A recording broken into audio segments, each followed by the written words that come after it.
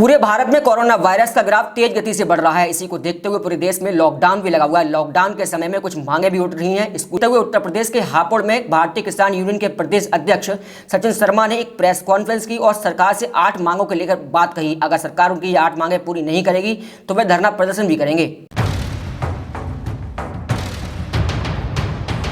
भारतीय किसान यूनियन के प्रदेश अध्यक्ष सचिन शर्मा ने एक प्रेस कॉन्फ्रेंस का आयोजन किया, जिसमें उन्होंने केंद्र सरकार से 8 मांगे मांगी हैं। 8 मांगों में सचिन शर्मा का कहना है कि किसानों का सारा कर्जा माफ़ हो, बिजली के बिल माफ़ हो, स्कूल के बच्चों के 3 माह की फीस माफ़ की जाए, कि जिन किसानों ने आत्महत्या की है उनके परिवार को 5 लाख रुपए दिए जाएं और उनके परिवार में से एक व्यक्ति को नौकरी दी जाए, डीजल पेट्रोल के बढ़ते दाम वापस लिए जाएँ और किसानों की वृद्धा पेंशन 5,000 रुपये प्रतिमाह की जाए।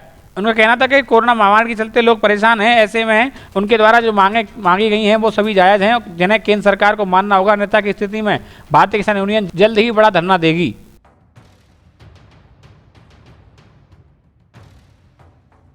आज हमारा 19, 20, 21 को हर साल किसान अधिवेशन हरिद्वार में होता है किसानों की मांगों को लेकर। तो उसके लिए हमने पीसी आज रखी है। किन मांगों को लेकर आपने? मांग हमारी किसानों का संपूर्ण कर्जा माफ हो, गन्ना भुगतान का पेमेंट हो 14 दिन के अंदर ब्याज समेत, और किसान विधवा पेंशन 5,000 रुपये प्रति दिन हो। जनपद मुजफ्फरनगर के सुअरपील के अंतर्गत गांव सिजोली के किसान का उत्पीड़न होने के कारण उसकी महिला आत्महत्या कर ली, उसके परिवार को एक सरकारी नौकरी और उन्हें 50 लाख रुपए का मुआवजा दिया जाए सरकार द्वारा। 5वीं हमारे स्कूलों की बच्चों की 3 महीने की फीस माफ हो। 6ठा बिल बिजली का बिल माफ किया जाए 3 महीने का। 7वां स्वामीनाथन रिपोर्ट C2 के आधार पर लागू हो। 8वां डीजल व पेट्रोल की बढ़ती दामों की वापसी की जाए।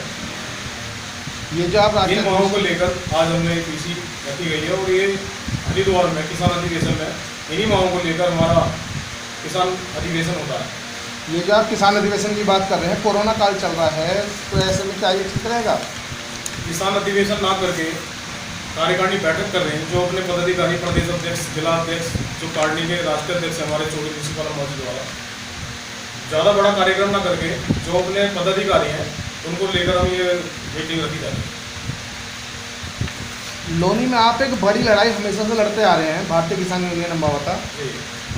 उस लड़ाई के बारे में कुछ बताएं, क्योंकि लोनी की जनता में कुछ भ्रम है इस चीज़ को लेकर। लड़ाई बहुत लड़ी है, तो लड़ाई कौन सी? जो एक 300 करोड़ की घोटाले की लड़ाई आप लोग हमेशा लड़ रहे हैं। देखिए, एक होता है आरोप लगाना और उसे सिद्ध करने का काम भारतीय किसान यूनियन अम्बावता ने करा है और वो हो भी चुका है। और हमें माननीय उच्च न्यायालय पर पूर्ण विश्वास है, वो हमारी मांग को जल्दी पूरा करेंगे। 300 करोड़ का जो घोटाला हुआ है उस पर जल्द कार्रवाई होगी। आपकी इसमें पहली मांग है किसानों का संपूर्ण कर्ज माफ। जितनी सरकारें प्रदेश में आती है वो हमेशा किसानों को कर्ज माफ करने की बात करती हैं। क्या इस सरकार ने भी कुछ ऐसा कोई कार्य नहीं करा? किसान देखो भोला वाला होता है, किसान बहुत जल्दी सरकार में विश्वास करता है और उनकी जो मीठी लॉलीपॉप होती है ना, ये लॉलीपॉप से किसान हर बार परेशान हो चुका है और ये बिल्कुल भी बर्दाश्त नहीं किया जाएगा, बिल्कुल भी कहीं से नहीं करती।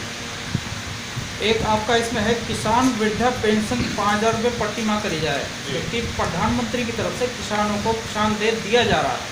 क्या ये किसान जो पेंशन जो प्रति माह आप करने की मांग कर रहे हैं, ये उसी में इंक्रीज करने की बात कर रहे हैं, या अलग से दी जाएगी? ये अलग से दी जाए, हर महीने 5,000 रुपये दिए जाए किसान को, उससे कुछ गुजारा नहीं हो पा रहा किसान।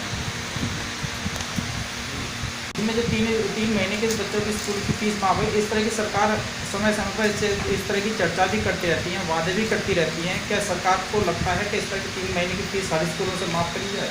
देखिए, जब सरकार गन्ना पेमेंट नहीं कर पाई किसानों का, जब किसानों को गन्ना पेमेंट नहीं हो पाएगा तो वो अपनी फीस कहाँ से दे पाएगी?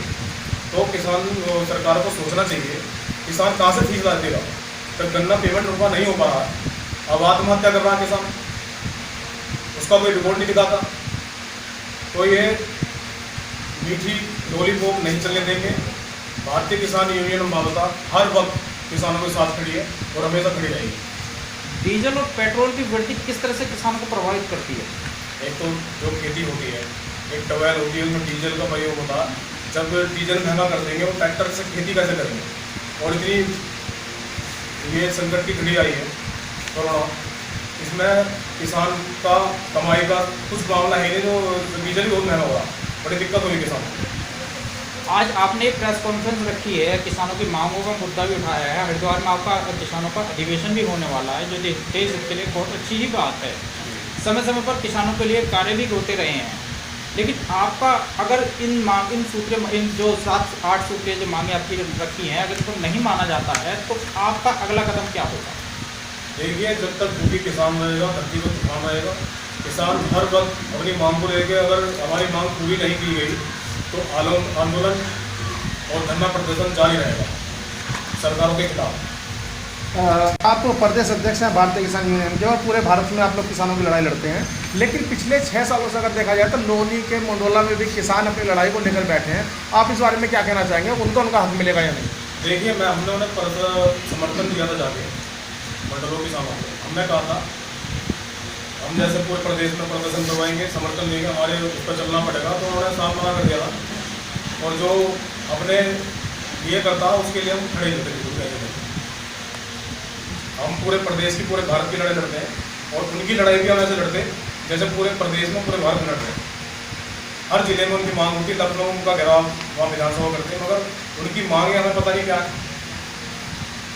केंद्र सरकार से, राज्य सरकार से, किससे? ये हमारी केंद्र सरकार की मांग है, इन मांगों को पूरा करा जाए, वरना हम हमारे आंदोलन और प्रदर्शन जारी रहेंगे।